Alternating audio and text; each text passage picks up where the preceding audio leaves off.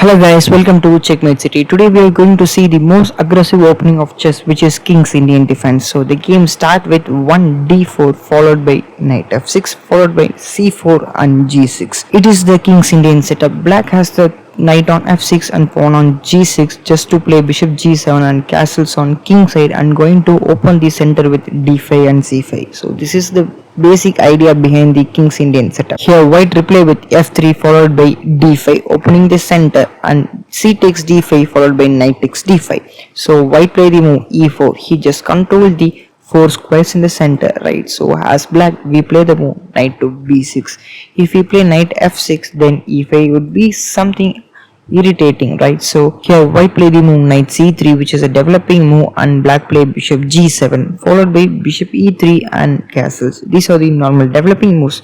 Queen d2 followed by knight c6 and castles. So it is the main lane of the King's Indian setup, right? So it is one of the variations. So let's see an example game which was played by Magnus Carlsen. The game start with the same line, right? So here Magnus is black and here the same line was played in the game. So up to this, right? So up to bishop e3, castles, queen d2, Magnus played knight c6 and castles. Here Magnus played the move which is f5, which is a great move because he just opened the f file, right? So this h7 to b1 file is just open for this bishop after the capture of f5. So if he takes f5 then bishop takes f5. So it's a good bishop to be in the f5. So there are possibilities like g4 can happen and this bishop can retreat to d7. There are so many ideas, right? So here white play the move e5 followed by f4. So if you think this is a free pawn then you must be wrong, I think, because if you take this pawn, right, so it's an inaccuracy. Knight to b4 will be played. Knight to b4 will be played and bishop f5 followed by having weakness in the c2. So in the game bishop f4 was played. So let's see what is the consequence.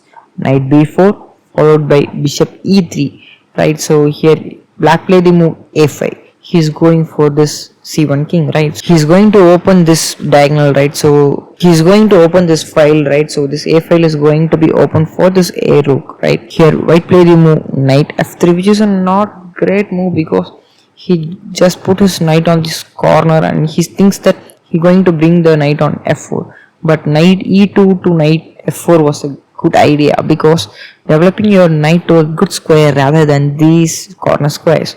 So black play the move bishop e6, a developing move, and just attacks the a2. So white play the move a3, which is a great move because it does not do anything but it just attacks the b4 knight. So you can play knight to d5 and here Magnus play the move bishop b3. So he thinks that if you take this, I will take with this, right? So you can play knight to b1 or knight to e2 or knight to e4, right? So there are so many ideas. If knight e4, then I just play the move which is a blunder, rook a1 checkmate. So it's literally checkmate. So you cannot move your knight rather to e2 also because of rook a1 checkmate.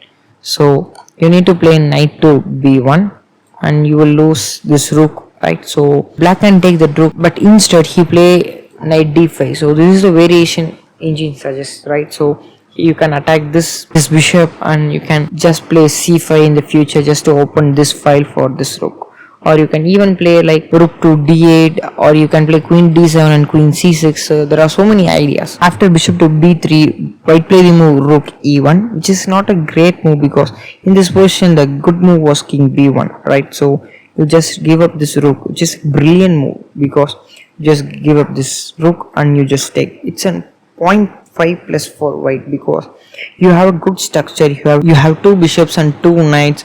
This knight is not well placed, but you can place to knight f4. You have a good square for your knight also. That exchange is not costly for white, but white misses the chance, and instead of king b1, which is a brilliant move, he played the move rook to e1, which is an inaccuracy. So black played the move knight c4, which is a blunder. He does not see what is coming, right? So he can just take this, right? So if you take back, I just take. So he thinks that there is something made here, but Magnus missed the calculation. So if you take, I just take. If you take, I just play knight e4 now, because now rook a1 was not a checkmate because I have a square for the king on c2. So this is the key moment in the game. But let's see what white plays there. White play the move bishop c4 and black play the move bishop c4, and here white misses the chance and play the move knight to f2. If we take this knight, then it would be a game changer, but he plays the move knight to f2, followed by black play the move c5, f4, and c takes d4, right? So you can just take it back, but yeah, there are so many complications in it because knight to d3 is the tactics. If you take with this, then I just take with queen takes d4. Now this is hanging, so that knight d3 was a brilliant move because he just disconnect this bishop and queen. This disconnection is something lost for white. So after c takes d4, he takes with the queen, right? So here black played the move queen c7. Queen c7 was not a great move because he's trying to put his bishop to f7 or e6 just to attack this knight, and you can bring it back to knight d5 and b5, right? So b5 b4 can happen. So here white played the move queen c5, which is another blunder here, because do you know why? Just calculate. I just take, you just take, I just play knight a2 check, and you can play king c2. I just trade this off. So it's in good position for black because I just play rook f4. I'm in a good position and I have two bishops for this, a lazy knight and a good bishop. So this is a weak pawn and these are the isolated pawns. There are so many weaknesses for white, so he can easily win the game. White play the move queen c5 followed by black play the move rook f8. He misses the chance and here takes b4, queen d7, and queen b6 was played. A takes b4 and queen takes b4. Let's see what the game is going to happen. Black play the move rook a1 check followed by king c2 and queen f8 check, knight e4, which is a great move because you can't just take the knight because of this knight, and you cannot play like moves like bishop e6, right? For example, if you play bishop e6, you just loses this rook, right? So you cannot play any other moves. So here black play the move rook a6, h3, bishop d7, bishop to d2, which is another blunder by the Andrew, because black can play one move and equalize this position, which is rook to c4. So he just attacked this piece, right? So you can move your queen to b5 and he just take, and you can't just take because of queen takes. So it's a completely dead loss for white then.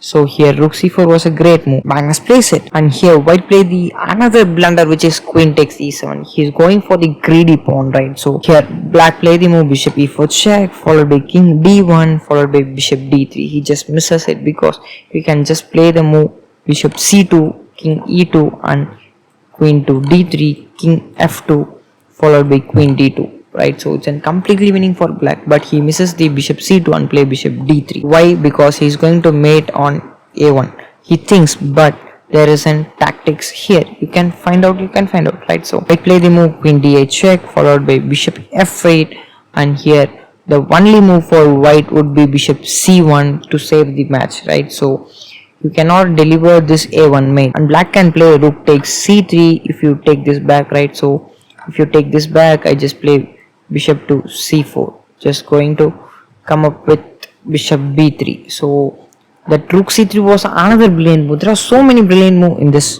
position. The white play the move rook e3, which is one of the greatest blunder of this game, because rook to a1 check followed by bishop c1, then bishop c2 check. He also misses it in the time pressure.